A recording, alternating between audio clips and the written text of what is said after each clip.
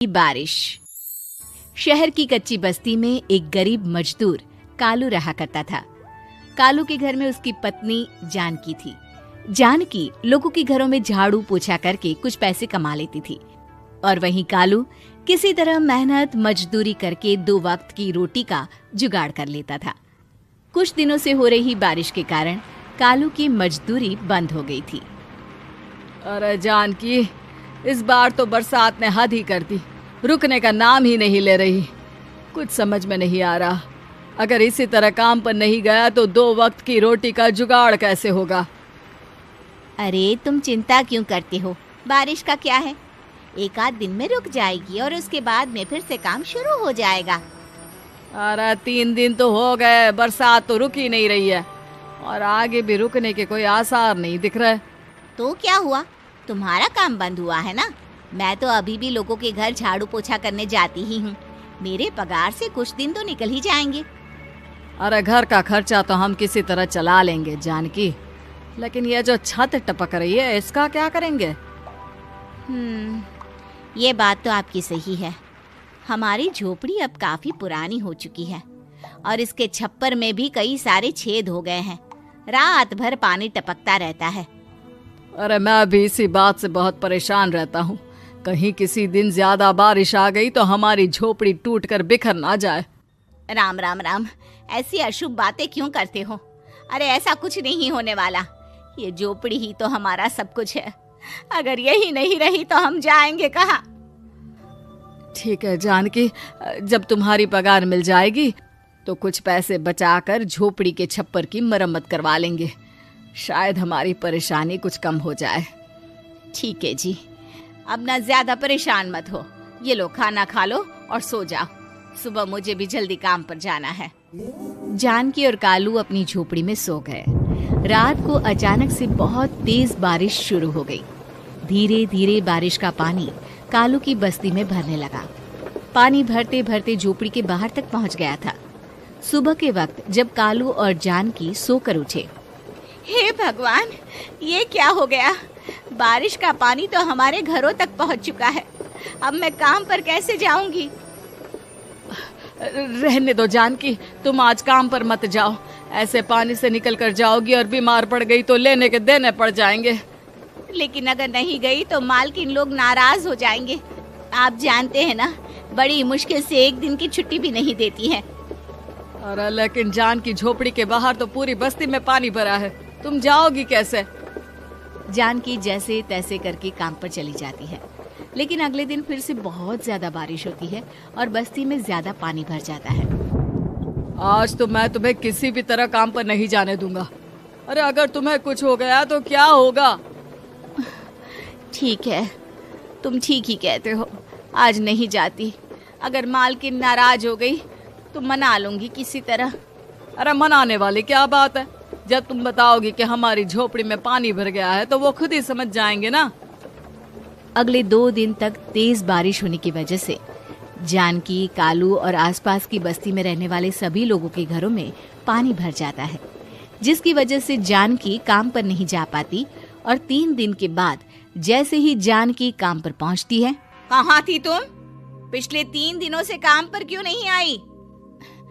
Ma'am साहब, क्या बताऊं, इतनी ज्यादा बारिश हो रही थी, हमारी पूरी बस्ती में पानी भर गया है और उससे भी ज्यादा तो मेरी झोपड़ी के अंदर पानी भर गया। आप ही बताइए कैसे आती मैं? इसका मतलब ये हुआ कि बारिश होगी तो तुम काम पर नहीं आओगी? ना ना, मेरे कहने का ये मतलब नहीं था मैम साहब। तुम जानती भी हो 3 दिन से कितनी परेशानी हो रही है मुझे। सारा काम मुझे खुद करना पड़ा। माफ कर दीजिए मालकिन जी, पर मैं क्या करती, आने के लिए रास्ता ही नहीं था, सब जगह पानी भरा हुआ था। बहाने तो तुझे बहुत बनाने आते हैं। जानकी देख, अगर अगली बार ऐसा किया ना तो फिर काम से हमेशा के लिए छुट्टी। अरे ना ना मालकिन, ऐसा मत कीजिए। बारिश की वजह से मेरे पति की मजदूरी भी छूट गई है। बड़ी मुश्किल से घर में 2 वक्त खाने की रोटी का जुगाड़ हो पाता है। आप मुझे काम से निकाल देंगे तो हम क्या खाएंगे? अगर इतनी ही चिंता है तो फिर रोजाना काम पर आया करो। चलो अब जल्दी से जाकर घर का सारा काम करो। बारिश रुकने का नाम ही नहीं ले रही थी। पूरे शहर में बाढ़ जैसे हालात बन गए थे। लेकिन नौकरी जाने के डर से जानकी किसी तरह रोज काम पर जाती थी। एक दिन जब जानकी काम करके अपने घर लौट आई तो अचानक उसकी बस्ती में कुछ लोगों का शोर सुनाई दिया। अरे लगता है बाहर कुछ हुआ है, मैं जाकर देखता हूँ। हाँ हाँ, पता तो कीजिए, ये बस्ती में लोग इतना शोर क्यों कर रहे हैं। बाहर जाकर कालू ने एक आदमी से पूछा, अरे क्या हुआ भाई, इतना शोर क्यों मचा रहा है? अरे क्या बताए भैया, अपनी बस्ती के बाहर एक पुल टूट गया है और वहाँ पर एक कार फंसी है। थोड़ी देर में अगर किसी ने नहीं बचाया ना तो वो कार पानी में बह जाएगी। हाँ? ये क्या कह रहे हो भैया, कार के अंदर कोई है क्या? हाँ, कोई औरत बैठी है, अकेली है, बहुत रो रही है बेचारी, मदद के लिए बुला रही है। अरे तो हमें जाकर उनकी मदद करनी चाहिए ना।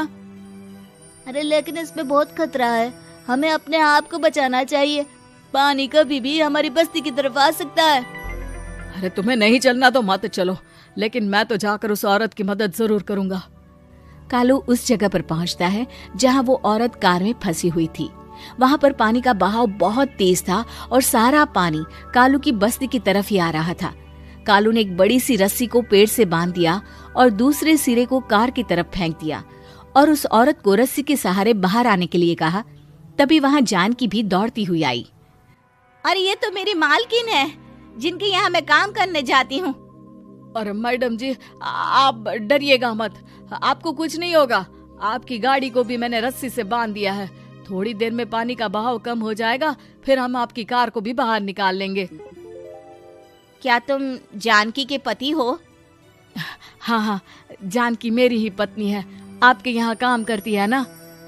लेकिन मेम साहब, आप यहाँ पानी में कैसे फंस गई? अब क्या बताऊं, मैं अपनी सहेलियों के साथ पिकनिक पर गई थी, वहीं से लौट रही थी। अचानक पानी का बहाव तेज हो गया और मेरी गाड़ी फंस गई। अरे कोई बात नहीं मालकिन, अब ना आप बिल्कुल सुरक्षित हैं। मैं तो बहुत बुरी तरह डर गई थी, कब से मदद के लिए चिल्ला रही थी, लेकिन कोई मेरी मदद के लिए नहीं आया। भला हो तुम्हारा पति का जिसने मेरी जान बचा ली। लेकिन जानकी, मैंने तुम्हारे साथ बहुत गलत व्यवहार किया।